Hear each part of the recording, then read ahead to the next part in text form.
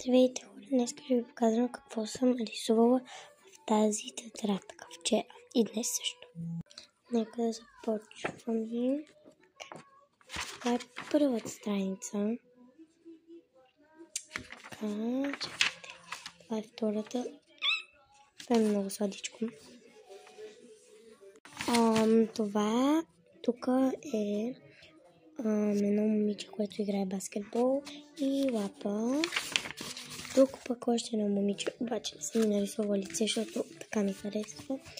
И цвете, обувки с чорапи и панелка. Тук пак обувки, черешка, зайче, което казва I watch the moon. Тук тя е във водата. Не знам точно как да я обясня, но е във водата и косата са такова. Това е шицу кученце с кашици. Жена, пак. Кравичка. Жена пак с ногти, така,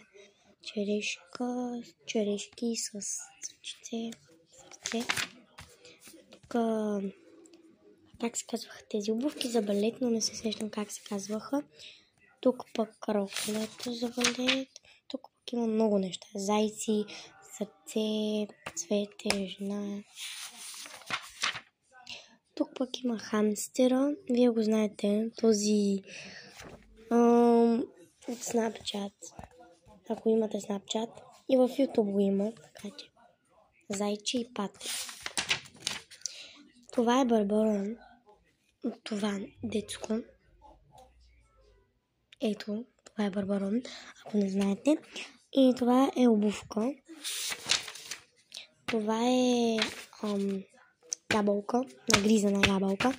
А това е такава медуза. Гадна медуза.